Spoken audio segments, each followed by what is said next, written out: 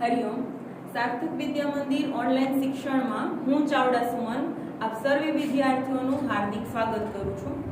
विद्यार्थी मित्रों, आपणे अर्थशास्त्रनी अंदर प्रकरण पहेलुं अर्थशास्त्रमां आलेख आनी पहेलाना लाइव लेक्चरनी अंदर आपणे आकृतिना प्रकार केटला छे तेमानो पहेलो प्रकार समय आधारित रेखाकृति विषे आपणे अभ्यास करी चूक्या छीए। विद्यार्थी मित्रों, આપણે બધા જાણીએ છીએ કે આકૃતિના 6 પ્રકાર છે। પહેલું ચિત્રાકૃતિ, બીજું વિકિરણ આકૃતિ અથવા તો છૂટાછવાયા બિંદુઓની આકૃતિ, ત્રીજું સમય આધારિત અથવા અન્ય પરિબળ આધારિત રેખાકૃતિ, ચોથો પ્રકાર છે સ્તંભાકૃતિ, પાંચમું વૃત્તાંશ આકૃતિ અને છઠ્ઠું વર્તુળાકૃતિ। જેમાં આપણે જોઈ ગયા કે આપણે આપણા અભ્યાસક્રમની અંદર 3 પ્રકાર સમજવાના છીએ, જેમાં પહેલું રેખાકૃતિ વિશે માહિતી મેળવી લીધી છે। આજે આપણે જોવાનું છે સ્તંભાકૃતિ।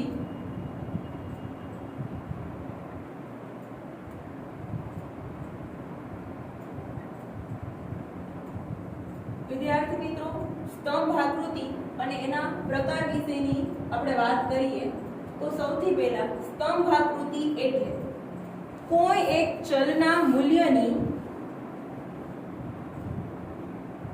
કોઈ એક ચલ, પછી એ સ્વતંત્ર હોઈ શકે અને પરતંત્ર ચલ પણ હોઈ શકે। આ કોઈ એક ચલના મૂલ્યની વિવિધ વિભાગો વચ્ચે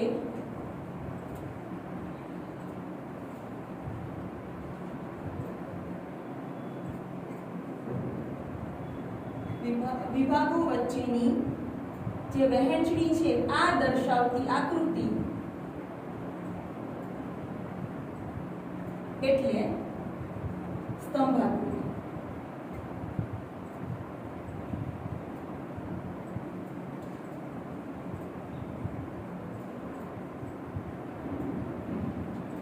હવે અહીં વિદ્યાર્થી મિત્રો કોઈ એક ચલની મૂલ્ય જે છે એને વિવિધ વિભાગો વચ્ચે જો વહેંચવામાં આવે તો એવી જે આકૃતિ બનાવીએ છીએ એને સ્તંભાકૃતિ કહીએ છીએ। ઉદાહરણ દ્વારા આપણે સમજીએ તો જુદા જુદા સમયગાળા દરમિયાન આપણા દેશની અંદર રહેલો સાક્ષરતાનો દર, તો સમયગાળો છે જે તે એના ઉપર સાક્ષરતાનું પ્રમાણ છે એ આધાર રાખે છે। આમ વિવિધ વિભાગો વચ્ચે આપણે એની વહેંચણી કરીએ છીએ। આ ઉપરાંત સ્ત્રીઓ અને પુરુષોની અંદર જે સાક્ષરતાનું પ્રમાણ જોવા મળે છે આ પણ સ્તંભાકૃતિનો જ એક પ્રકાર છે। આમ આપણે જોઈએ તો સ્તંભાકૃતિના 3 પ્રકારમાં સાદી સ્તંભાકૃતિ, પાસ પાસેની સ્તંભાકૃતિ અને વિભાજિત સ્તંભાકૃતિ આવે। જેમાં આપણે પહેલો પ્રકાર જોઈએ તો સાદી સ્તંભાકૃતિ।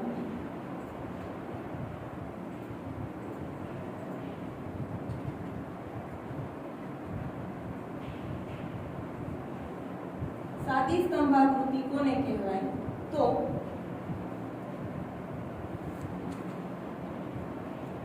कोई एक आधार पर कोई एक आधार, आ आधार समयगाळो पण होई शके, विविध प्रदेशो पण होई शके, देश पण होई शके, आम कोई पण होई शके એટલે વગેરે। कोई एक आधार એટલે કે સમયગાળો અને પ્રદેશ પર કોઈ એક ચલનું મૂલ્ય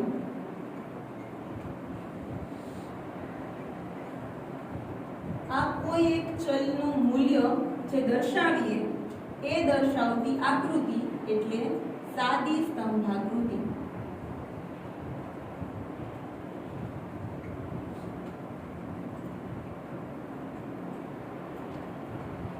અહીં આપણે જોઈએ તો કોઈ એક આધાર ચલ ઉપર આપણે ચલ છે સ્વતંત્ર અને પરતંત્ર ચલ, આ એક કોઈ એક આધાર ચલ છે એના ઉપર બીજો ચલ એ એક જ ચલ હોય પાછું એ મૂલ્ય દર્શાવતી આકૃતિ એટલે સાદી સ્તંભાકૃતિ।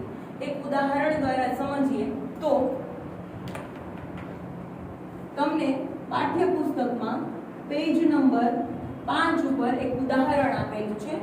તમારે એ ઉદાહરણ જાતે કરવાનું છે। હું તમને બીજા ઉદાહરણ દ્વારા સમજાવું છું. અહીં તમને વર્ષ અને વસ્તી આપેલું છે. વસ્તી કરોડમાં.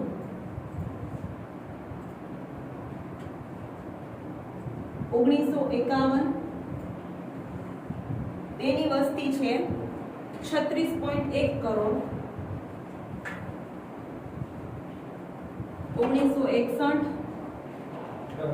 તેની વસ્તી છે 43.9 કરોડ. 1971 તેની વસ્તી છે 54.8 કરોડ. 1981 ની વસ્તી છે 68.3 કરોડ. 1991 તેની વસ્તી છે 84.6 કરોડ. 2001 ની વસ્તી છે 102.7 કરોડ. જ્યારે 2011 ની વસ્તી છે 121.02 કરોડ. વિદ્યાર્થી મિત્રો, તમને અહીં આંકડાકીય માહિતી આપેલી છે. એક્ઝામની અંદર પણ તમને મોટા ભાગે આ જ પ્રમાણે માહિતી આપેલી હોય, જેના આધારે તમારે કયા પ્રકારની આકૃતિ દોરવી એ નક્કી કરવાનું થાય. જ્યારે એક આધાર ઉપર એક જ ચલ અવલંબિત હોય, આધાર રાખતો હોય, આવી જ્યારે આંકડાકીય માહિતી આપેલી હોય ત્યારે સાદી સ્તંભ આકૃતિ બને. વિદ્યાર્થી મિત્રો, મોટા ભાગે પરીક્ષામાં તમને સ્પષ્ટતા કરી જ દે છે કે આ પ્રકારની આકૃતિ બનાવો, કે ભાઈ સાદી સ્તંભ આકૃતિ બનાવો, સમય આધારિત રેખાકૃતિ બનાવો. તેમ છતાં જો આવી સ્પષ્ટતા ન હોય તો આંકડાકીય માહિતીના આધારે તમારે નક્કી કરવાનું થાય કે કયા પ્રકારની આકૃતિ બનાવી. તો અહીં આપણે આંકડાકીય માહિતીના આધારે નક્કી કરી શકીએ કે ભાઈ વર્ષ છે અને વસ્તી છે, તો આના આધારે બે પ્રકારની આકૃતિ બને. કાં તો તમે રેખાકૃતિ બનાવી શકો અને કાં તો સાદી સ્તંભાકૃતિ બનાવી શકો. તો વિદ્યાર્થી મિત્રો, અહીં આપણે સાદી સ્તંભાકૃતિ સમજીએ છીએ. તો એનું જ એક્ઝામ્પલ લઈએ. તો સૌપ્રથમ આકૃતિ કે આલેખ દોરતી વખતે ધ્યાનમાં રાખવાની બાબતો, આ પોઈન્ટને આપણે ખાસ ધ્યાનમાં રાખીશું. તો અહીં સૌથી પહેલો મુદ્દો આવે સ્પષ્ટતા. x અને y ધરી પરની વિગતોને સ્પષ્ટ દર્શાવી. તો અહીં આપણે x ધરી કે જે સ્વતંત્ર ચલ દર્શાવે છે તેના પર આપણે વર્ષ, સમયગાળો અથવા તો પ્રદેશ, દેશના નામ આવું બધું લઈ શકીએ. તો અહીં આપણે વર્ષો લીધા છે. અહીં વર્ષો 1951 થી 2011 સુધીના છે, તો તેને આપણે દર્શાવીશું. 1951, 1961, 1971, 1981, 1991, 2001, 2011. આ પ્રમાણે આપણે વર્ષો x ધરી પર દર્શાવેલા. ત્યારબાદ y ધરી પર વસ્તી કરોડમાં. આમ પહેલી સ્પષ્ટતા કરેલી, બંને ધરી પરની વિગતો સ્પષ્ટ દર્શાવી. ત્યાર પછીનો પોઈન્ટ આવે સ્કેલ માપની પસંદગી કરવી. સ્કેલ માપની પસંદગી કેના આધારે કરે? તો કે જે પરતંત્ર ચલ છે એટલે કે વસ્તી, તેમાં જોવાનું કે સૌથી નાનામાં નાનો પ્રાપ્તાંક કયો છે અને સૌથી મોટામાં મોટો પ્રાપ્તાંક કયો છે. તો આપણે આંકડાકીય માહિતીનો હમણાં જ અભ્યાસ કર્યો, તેના આધારે કહી શકીએ કે 36.1 કરોડથી લઈને 121.02 કરોડ સુધીની માહિતી છે એ અહીંયા આપેલી છે. એટલે આપણો સ્કેલ માપની પસંદગી એ પ્રમાણેની હોવી જોઈએ કે 36.1 પણ આવી જાય અને 121.02 કરોડ પણ આવી જાય, જેથી કરીને આપણો આલેખ છે એ એકદમ વ્યવસ્થિત બને. વિદ્યાર્થી મિત્રો, ખાસ યાદ રાખવાનું કે આલેખ છે એ બહુ નાનો પણ ન બનવો જોઈએ અને બહુ મોટો પણ બનવો જોઈએ નહીં. તો અહીંયા આપણે પણ એ જ પ્રમાણેનો સ્કેલ માપ પસંદ કરવાનો થાય. હું મારી બોર્ડની સાઈઝને ધ્યાનમાં રાખીને સ્કેલ માપની પસંદગી કરીશ. તમારે તમારી આલેખ પોથી છે એને ધ્યાનમાં રાખીને આલેખ છે એ પસંદ કરવાનો થાય. ખાસ આપણે જોવાનું છે કે આલેખ છે એ બહુ નાનો ન હોવો જોઈએ અને બહુ મોટો પણ હોવો જોઈએ અને યોગ્ય કદનો હોવો જોઈએ. તો અહીંયા આપણે જોઈએ તો 36.1 છે અને 121.02 કરોડ છે. તો આપણે 20 કરોડ લઈ શકીએ. એટલે 20, ત્યારબાદ 40, 60, 80, 100, 120 અને 140 આ પ્રમાણેની સ્કેલ માપની પસંદગી કરેલી છે. વિદ્યાર્થી મિત્રો ખાસ યાદ રાખો, ઉગમ બિંદુથી પહેલો મૂલ્ય જે છે વચ્ચેનું અંતર છે એ અંતર બધા વચ્ચે મેન્ટેન થવું જોઈએ. જો અહીંયા 0 થી 20 છે, પછી તમે અહીંયા 50 લખો તો અંતર વધી જાય, 30 નું થઈ જાય. પછી તમે અહીંયા 80 લખો તો ચાલે નહીં, 20 નું જ અંતર જળવાવું જોઈએ. કારણ કે ઉગમ બિંદુથી પહેલું જે મૂલ્ય છે એ જ મૂલ્ય રહેવું જોઈએ. ખાસ કરીને સ્કેલ માપની પસંદગીમાં આ મુદ્દો ધ્યાનમાં રાખવાનો. અને જો આપણે અહીંયા 0 થી 100 ચાલુ કરીએ અને પછી 10 નું અંતર મેન્ટેન કરતા હોય તો અહીંયા ઘોડીની નિશાની કરવી પડે, તો જ છે એ તમારો આલેખ યોગ્ય ગણાય. અહીં આપણે જે સ્કેલ માપની પસંદગી કરી એને લખવું પણ પડે પ્રમાણ માપ કરીને. પ્રમાણમાં y ધરી પર 1 સેન્ટીમીટર બરાબર 20 કરોડ વસ્તી. ત્યારબાદ આપણે દરેક સ્તંભ દોરીશું. તો એમાં સૌપ્રથમ 1951 માં છે 36.1 કરોડ. એટલે અહીં 1951 છે એને આપણે 36.1 કરોડ સુધી લઈ જવાનું છે. મારે અહીંયા બોર્ડ છે, તમારી પાસે આલેખ પોથી હશે એટલે તમારે એકદમ એક્યુરેટ માપ લઈને આલેખ છે દોરવાનો થાય. 36.1 એટલે 20 અને 40 ની વચ્ચે 36.1 કરોડ છે એ આવશે.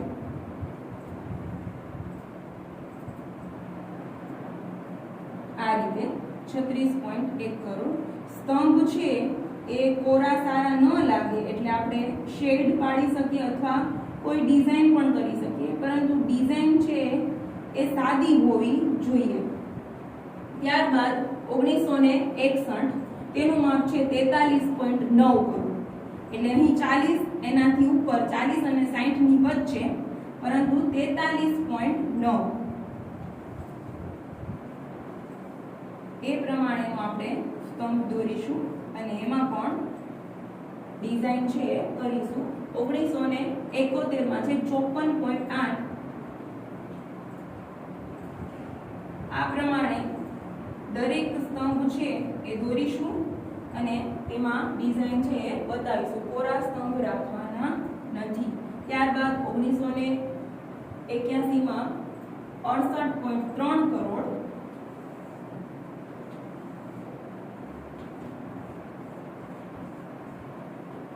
ત્યારબાદ 1991 માં 84.6 કરોડ.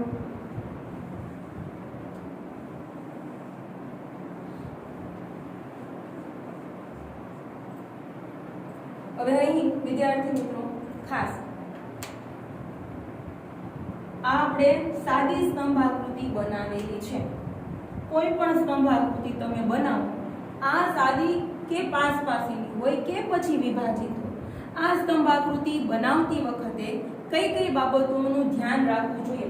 જો કે આપણે આકૃતિ કે આલેખ બનાવતી વખતે ધ્યાનમાં રાખવાની બાબતો શીખી જ ગયા છીએ, પરંતુ ખાસ કરીને સ્તંભ આકૃતિ બનાવીએ ત્યારે કઈ બાબતોની કાળજી રાખવી એની આપણે વાત કરીએ તો તમારા પાઠ્યપુસ્તકમાં એ વિશેનો ટોપિક આપેલો છે. પેજ નંબર 7 ઉપર સ્તંભ આકૃતિ દોરતી વખતે ધ્યાનમાં રાખવાની બાબતો. આ ટોપિક આપણે પહેલે લેશું, ત્યાર પછી બીજા બે પ્રકાર છે એ આપણે સમજીશું. તો સૌથી પહેલા દરેક સ્તંભની પહોળાઈ સરખી હોવી જોઈએ.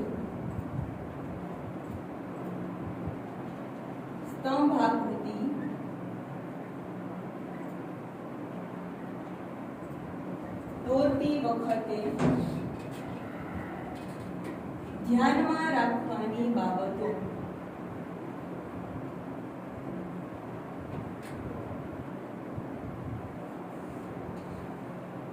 જેમાં સૌથી પહેલું છે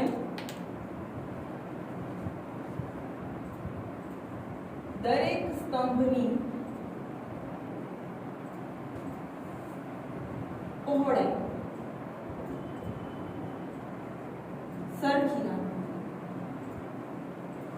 એટલે કે આપણે 1951 નો સ્તંભ લઈએ, 1961 નો લઈએ, 1971 નો લઈએ કે 2011 નો લઈએ, આમાંથી કોઈ પણ સ્તંભની જ્યારે આપણે પસંદગી કરીએ તો એ સ્તંભની જે પહોળાઈ છે એ સરખી હોવી જોઈએ.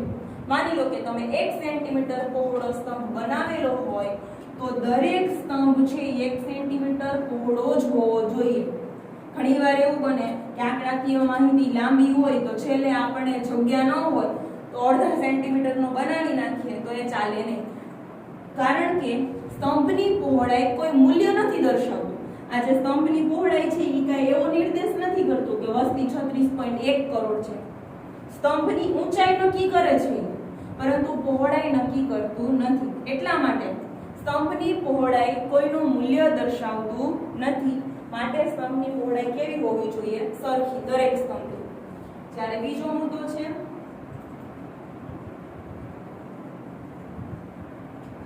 દરેક સ્તંભની ઊંચાઈ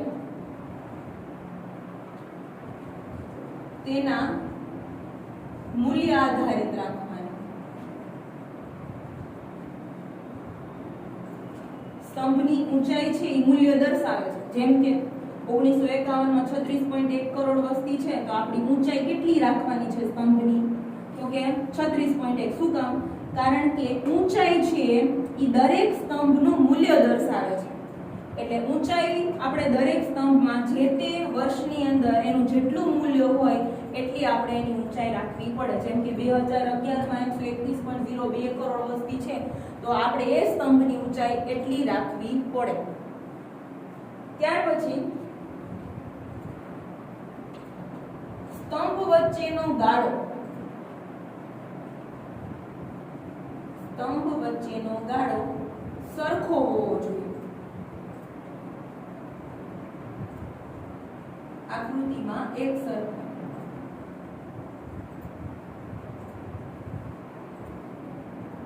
અને એ જે ગાળો છે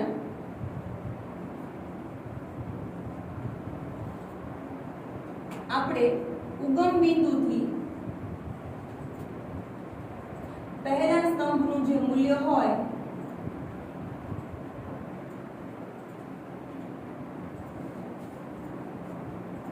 તેટલું રાખવાનું.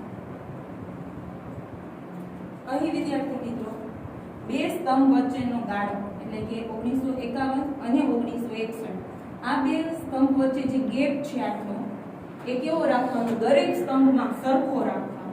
અહીંયા બધે માની લો કે 1951 નો સ્તંભ બનાવ્યો, ત્યાર પછી તમે 1961 નો સ્તંભ બનાવો છો તો એ એકદમ પાસે પાસે નથી બનાવતા. અહીંયા તમને એક ઉદાહરણ દ્વારા સમજાવું કે અહીંયા તમે 1951 નો બનાવ્યો તો 1961 નો એનો એક્ઝેક્ટ બાજુમાં આ રીતે નથી બનાવી દેતા. આપણે વચ્ચે ગેપ મૂકીએ છીએ, જગ્યા મૂકીએ છીએ. એટલે આ જે ગાળો છે એ કેટલો રાખવાનો? તો કે સરખો રાખવાનો દરેકમાં. માની લો કે 1 સેન્ટીમીટર છોડો છો, કોઈ 2 સેન્ટીમીટર છોડે, કોઈ અડધો સેન્ટીમીટર જ છોડે, તો એ જે પણ તમે રાખો એ એક સરખો હોવો જોઈએ, વધારે કે ઓછો નહીં. અને પાછો એ જ સેમ ગાળો ઉગમ બિંદુથી પહેલા સ્તંભ વચ્ચે પણ જળવાવો જોઈએ. એવું નહીં કે આપણે એ ગાળો છે એ ન રાખી અને ડાયરેક્ટ ઉગમ બિંદુથી પણ આમ ડાયરેક્ટ આકૃતિ આપણે દોરી નાખીએ નહીં. આપણે જે અંતર બધા સ્તંભ વચ્ચે છોડેલું હોય એટલું જ અંતર આપણે ઉગમ બિંદુથી પહેલા સ્તંભ વચ્ચે પણ છોડવાનું રહેશે. ત્યાર પછી દરેક સ્તંભ એક ધરી પર દોરવાનું. એટલે કે દરેક સ્તંભ છે એ આપણે જનરલી એક ધરીને સમાંતર છે એ દોરીએ છીએ. જો કે આધુનિક યુગની અંદર કમ્પ્યુટરની અંદર જો આવા આકૃતિ કે આલેખ બનાવવામાં આવે તો તેઓ વાય ધરીને સમાંતર પણ આલેખ બનાવે છે, એટલે કે ઊભા નહીં પણ આડા સ્તંભ પણ દોરેલા હોય. પરંતુ જનરલી આપણે આલેખ પોથીનો ઉપયોગ કરીને આલેખ પત્રની અંદર જ આપણે આલેખ બનાવવાનો થાય અને એક્ઝામમાં પણ એમ જ પૂછાય છે. એટલા માટે આપણે એક્સ ધરી પર બધા સ્તંભ છે એ દર્શાવીશું, એટલે કે એક્સ ધરીને સમાંતર દોરીશું. ત્યાર પછી ધ્યાનમાં રાખવાની બાબતોમાં દરેક સ્તંભ માહિતીના ક્રમમાં હોવો જોઈએ.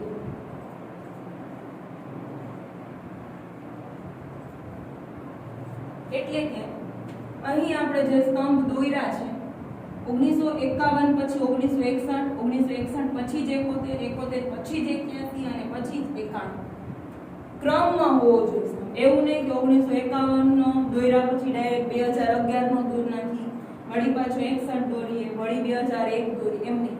માહિતીના ક્રમમાં આપણને જે આંકડાકીય માહિતી આપેલી છે એ જે ક્રમમાં આપેલી હોય, 51 પછી જ 61 છે, પછી જ 71 છે, એ જ ક્રમ છે, એ જ ક્રમને આપણે જાળવી રાખીને આકૃતિ કે આલેખમાં આ બનાવવાનું થાય.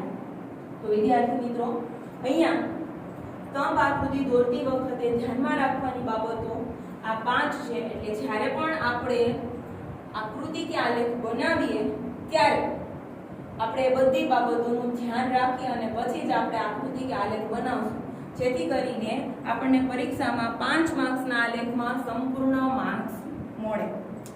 આજના લેક્ચરમાં આટલું. નેક્સ્ટ વિડિયોની અંદર આપણે આગળ સ્તંભાકૃતિનો બીજો પ્રકાર પાસ પાસેની આકૃતિ છે એ સમજીશું. હરિઓમ.